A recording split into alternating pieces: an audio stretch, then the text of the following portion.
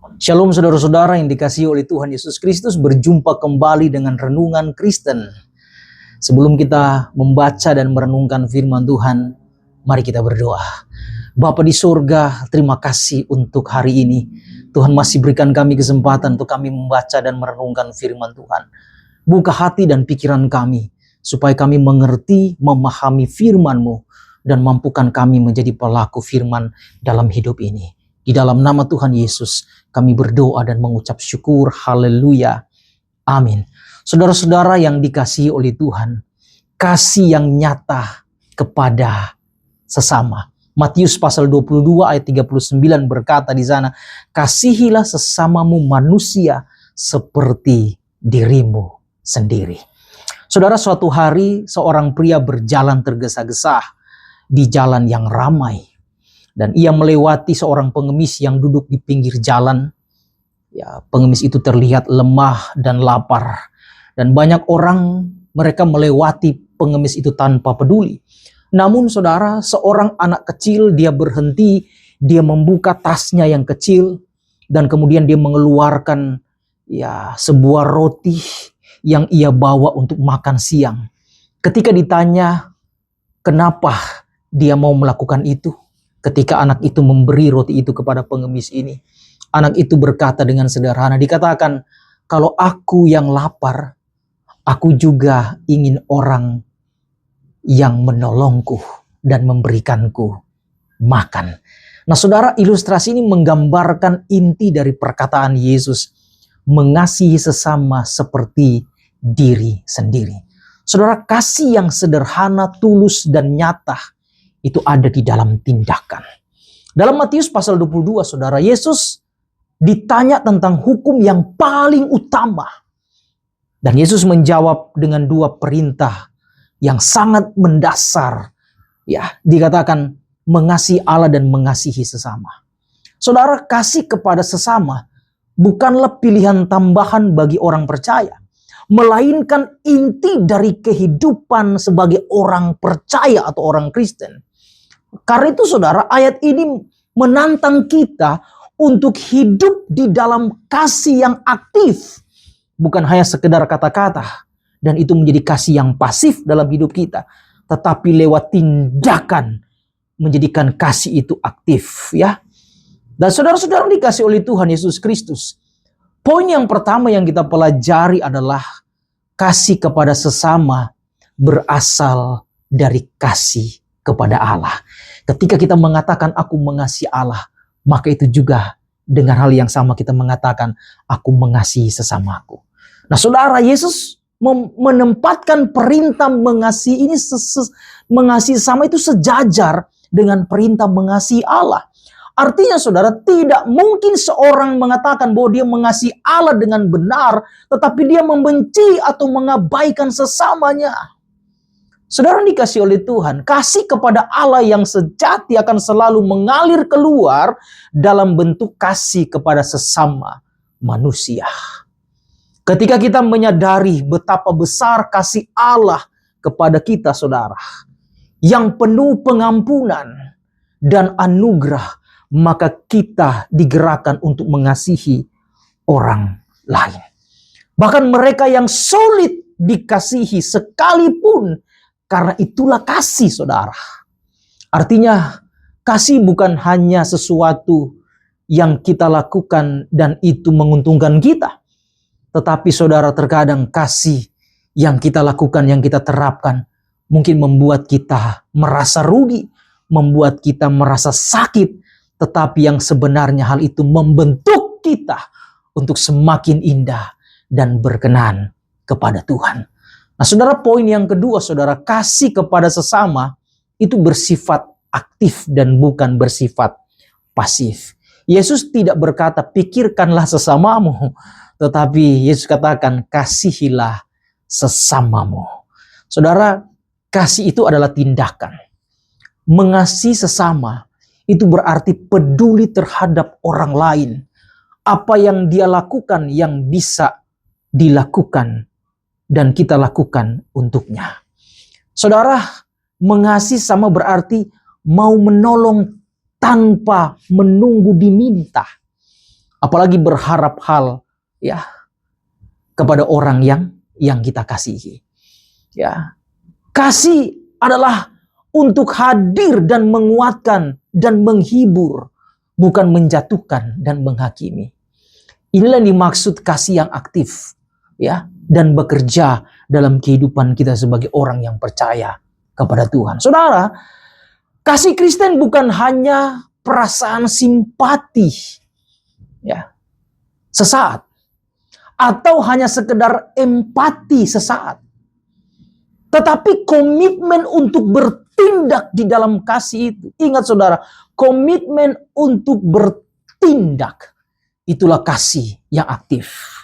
Saudara, seperti Yesus yang tidak hanya mengasihi dunia, ya, tetapi dia mau datang menyerahkan dirinya kepada dunia.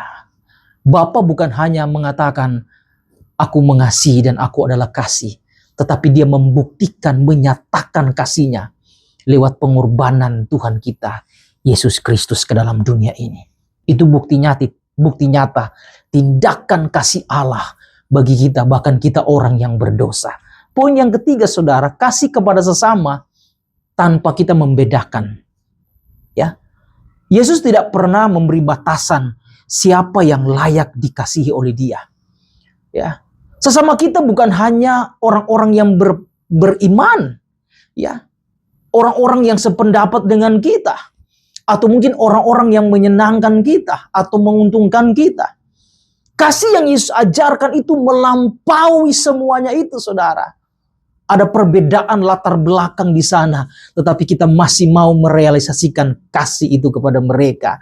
Ada perbedaan status sosial di sana, tetapi kita masih mau menerapkan kasih itu di dalamnya. Bahkan kesalahan masa lalu, orang yang pernah menyakiti kita, mengkhianati kita, membenci kita, bahkan tidak peduli dengan kita, tetapi kasih itu tetap dinyatakan bagi mereka.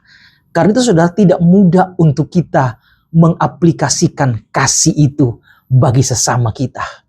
Tetapi jika kita mampu melakukannya karena ada kasih Allah yang tinggal tetap dalam kehidupan kita.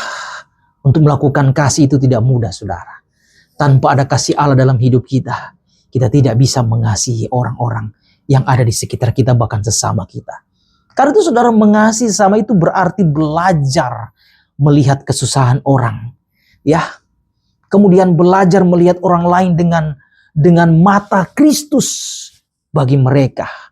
Karena itu saudara, ada syair lagu yang mengatakan, berikanku hati, berikanku mata seperti matamu. Ya kan? Untuk apa? Dikatakan untuk memandang tuaian di sekelilingku. Dalam pengertian saudara, kita melihat, menilai ya apa yang Tuhan rancangkan dalam hidup kita untuk kita lakukan dengan mata Kristus. Karena di dalamnya ada belas kasihan. Dikatakan saudara, setiap Yesus dia turun ke darat, ya, dari danau, dikatakan ada orang banyak di situ. Dan ketika Yesus melihat, firman Tuhan berkata, ya, hatinya tergerak oleh belas kasihan. Haleluya saudara. Saudara, ada statement yang indah mengatakan, apa yang penting bagi Allah menjadi penting bagiku. Apa yang disenangi Allah menjadi kesenangan bagiku. Apa yang dikasihi oleh Allah, aku juga akan mengasihinya. Nah saudara, poin yang keempat, kasih kepada sesama mengukur kedewasaan iman bagi kita orang yang percaya. Banyak orang yang mengukur iman dari pengetahuan Alkitab, atau dari aktivitas rohani, atau dilihat dari kemampuan akademik dan lain sebagainya. Namun Yesus mengajarkan bahwa kasih adalah ukuran sejati dari iman kita kepadanya. Jika kita mudah menghakimi, kita mudah menyimpan kepahitan dan menutup hati terhadap sesama, itu tanda bahwa kasih kita itu perlu diperbaharui. Ya, kedewasaan iman ya terlihat ketika kita mampu mengampuni orang. Kedewasaan iman terlihat ketika kita mampu bersabar terhadap orang lain. kedewasaan iman itu akan terlihat ketika kita tetap mengasihi meskipun tersakiti.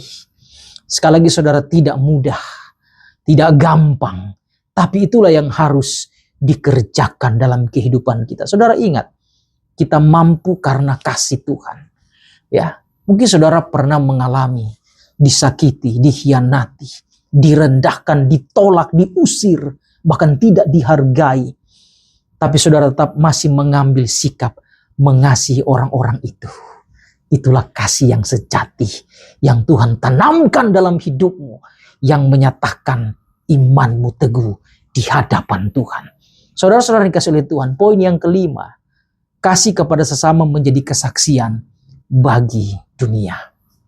Saudara, Yesus berkata bahwa dunia akan mengenal murid-muridnya dari kasih mereka. Saudara, kasih yang nyata itu akan membuka hati banyak orang untuk melihat Kristus di dalam kita. Ketika orang melihat kasih ada di dalam kita, maka mereka akan melihat ada Kristus. Ketika orang melihat kasih ada di dalam keluarga, maka mereka akan melihat Kristus dalam keluarga itu. Di dalam gereja, maka mereka akan melihat Kristus. Kasihnya ada di dalam gereja itu. Dalam kejujuran, dalam kebaikan, dimanapun kita berada. Ya, kita menyatakan kasih Allah itu. Dan mereka akan memuliakan Allah. Kepada sesama, ya, kita mengasihi. Ya. Oleh karena itu saudara-saudara dikasih oleh Tuhan, bagaimana kita mempraktikkan bukan hanya sekedar kata-kata, tetapi melalui tindakan kita. Matius pasal 22 ayat 39, bukan hanya perintah, tetapi panggilan hidup kita sebagai orang yang beriman atau percaya kepada Yesus. Tuhan Yesus mengundang kita untuk mengasihi sesama seperti diri kita sendiri dengan kasih yang tulus, ya. Bukan hanya dalam ketulusan, tapi harus aktif dan tanpa syarat. Oleh karena itu saudara-saudara, mari kita bertanya kepada diri kita. Apakah kasih Kristus sudah nyata melalui hidup kita setiap hari? Ada harapan, ada doa kita. Kiranya kuasa Roh Kudus menolong kita, memampukan kita untuk kita hidup di dalam kasih. Sehingga melalui kita, ya, sebagai orang yang percaya, ada banyak orang mengalami kasih yang sejati dari Allah. Biarkanlah kasih itu mengalir dalam kehidupan kita. Ketika kita mengatakan, Tuhan, Engkau mengasihi aku mengasihi Engkau, aku juga mengasihi sesamaku manusia. Tuhan Yesus memberkati. Mari kita berdoa. Tuhan, terima kasih untuk firman-Mu. Tuhan menanamkan kasih itu dalam hidup kami. Dan kasih itu bukan hanya sekedar perkataan, tetapi melalui tindakan. Bukan hanya kami mengatakan kami mengasihi Allah, tetapi juga kami akan menyatakan kasih itu kepada sesama kami. Di dalam nama Tuhan Yesus, kami berdoa dan mengucap syukur. Haleluya. Amin. Tuhan Yesus memberkati kita semuanya. Shalom.